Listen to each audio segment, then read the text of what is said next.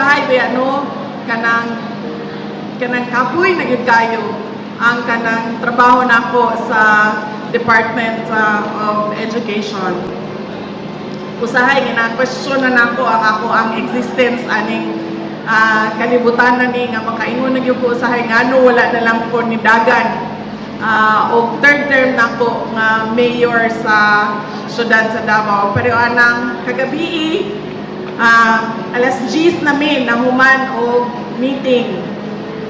Pagkahuman kaganinang kadlaw alas 2:45 AM ang ako ang alarm kay para mulakaw mi sa balay og 3:13 AM para makaabot mi sa first flight padulong sa Cagayan de Oro. Pagkahuman paglanding na mo dito sa Cagayan de Oro, diretso mi og Butuan. Kay giatuan na mo ang katong mga eskwelahan nga nagpilot og matatag curriculum sa ilahang grades 1, grade 4 ug grade 7. Doon na po'y activity ang Vice Mayor's League dito sa Butuan City. Nagatupo ko pasalamat sa mga vice mayor ug sa ilahang ug pag-awhag kanila. Nagingon ko nga kung doon na sila'y tingog sa ilahang local school board, pwede ba masuportahan nila ang school-based feeding program sa Department of Education. Pagkahuman, nilupad mi og isa ka oras o 1 hour and 5 minutes gikan Butuan padulong dinhi sa Tudela. Wala pa kibalo kung mahulog na ba ng chopper o dili pa. Una-una ka Ginoo mo na ba ni ang katapusang adlaw sa kuan kinabuhi. Kay usahay muuyog ang chopper, usahay mawala ang giyahang uyog, makaana ka kung muuyog ba ni mo, kung mauna ba ni ang ending aning adlaw ni pagkahuman dinhi sa inyo sa Tudela unya ko diretso mi dito sa Misamis Oriental kay mag-adto mi sa ato ang mga kaigsuonang Muslim, maghatag mi sa ilahang pahalipay para sa paghuman sa ilahang Ramadan, sa ilahang selebrasyon sa Eid al-Fitr. Munang pag makanungog ko mga ingana na kanta ma'am, unya makanungog ko usahay o kanang naimuhumong sa ako o kanang padayon lang. Unya makita na ko ang mga learners, ang mga estudyante, ang mga bata, makita na ko nga luoy kaayo, kinahanglan gyud kaayo o dakong pagbago, reforms sa Department of Education. Muna makaana kong siguro insakto pa, tama pa ang ako ang pagtindog dinhi sa tubangan ninyo as Department of Education Secretary. So salamat sa inyong paghatag o kusog kanako karong adlaw. I extend my warmest greetings to all the participant learners of the 2024 Regional Festival of Talents and the Department of Education Region 10, the host division of Misamis Occidental. I am very happy and excited to join this amazing gathering of talents and passion involving our elementary, secondary, and ALS students. Tinuod ko, kaganina nagpasalamat si RD Art sa ako. Yun siya, daghang salamat ha, kay gianhi yun minimo sa Regional Festival of Talents. So, moto nakaingon ko sa iya ha, RD, ikaw raman po'y nang-imbitan ako ang ubang region, bisan Region 11 gani, wag gani kong i-imbita sa mga taga Davao.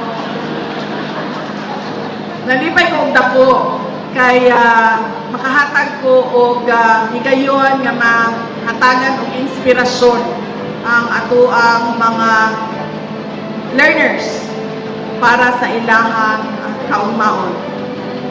First and foremost, congratulations to each and every one of you for being part of the Regional Festival of Talents.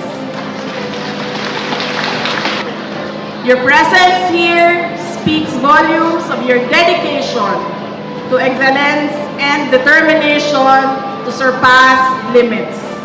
As we witness your skills, and abilities on display, let us not forget the significance of this gathering. It is a chance for us to learn from each other, to grow together, most importantly, to inspire one another. Kung ganin ni Arlie Art, duha lang ang naadinhi, ang mudaog o ang makakatkon, to win and to learn. Each of you brings a unique perspective and talent to this gathering, weaving together a colorful tapestry of creativity that enriches our community. Let this festival not only celebrate talent, but also serve as a testament to unity, friendship, and the limitless potential that resides within you. I commend the Division of Misamis Occidental for embracing the challenge and opportunity of hosting this event, and I applaud the Department of Education Region 10 for their unwavering commitment to championing and celebrating the skills of our learners. The 2024 RPOT holds the power to ignite the passion within every learner, propelling them closer towards academic excellence and the realization of our goals outlined in the Matatag Agenda. To all our learners from elementary, secondary, and ALS, I want to give you a special shout out. You are shining examples to your peers, and I am truly impressed by your dedication and your drive.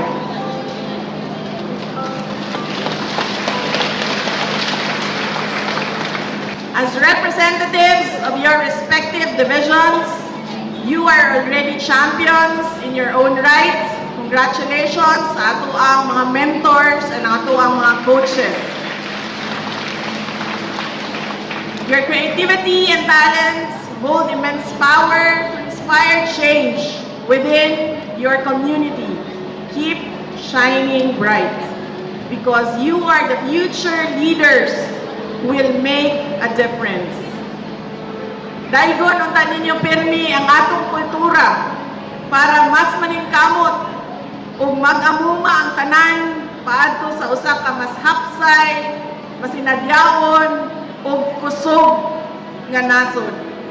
The Office of the Vice President and the Department of Education are proud of the exceptional talents of our Filipino youth.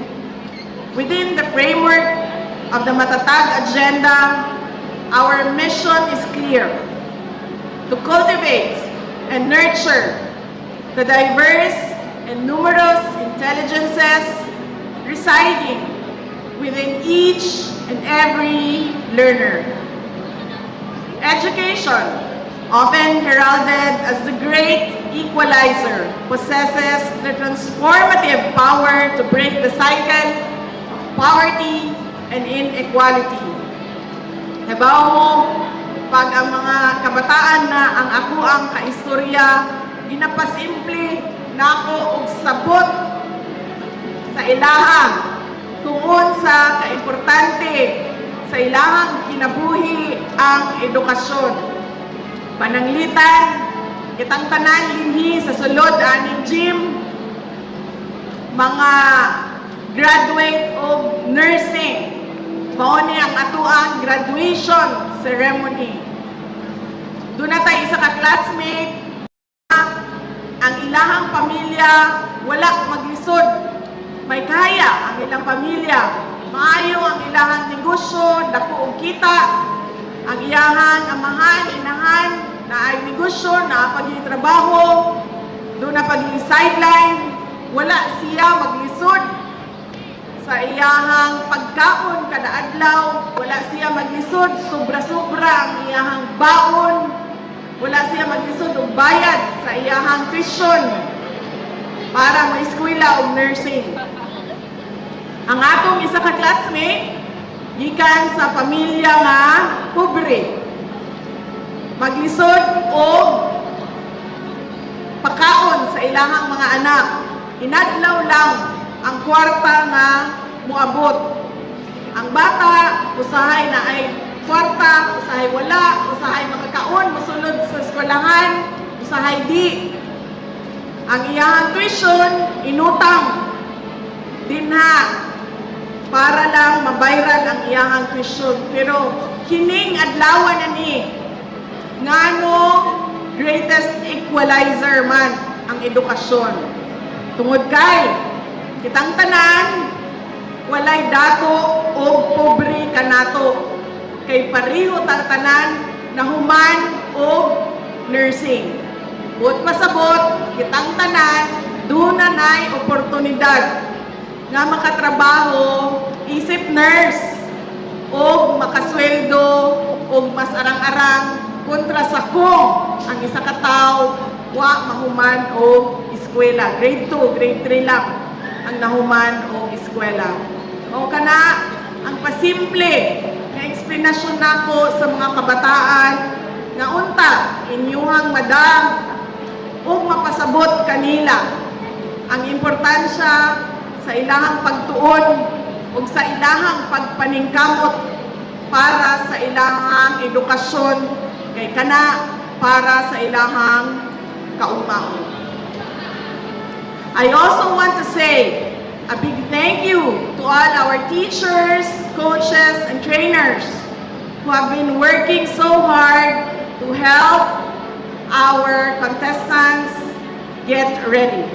You are the real heroes, believing in each and every one of our learners and helping them reach for the stars. Daghang salamat sa inyong serbisyo sa atoang kabataan.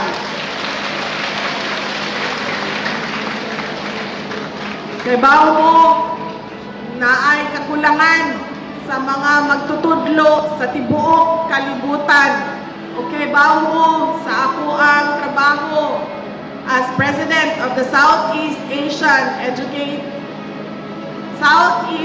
Education Ministers Organization o SIMEO. Ganahan o gusto yun sila mo-recruit og mga Pilipino na mga teachers.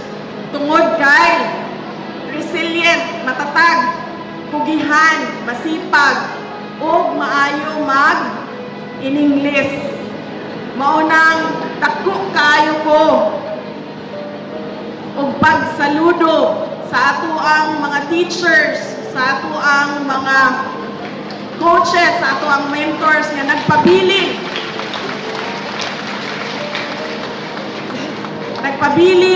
dinhi sa kainit sa ato ang nasod.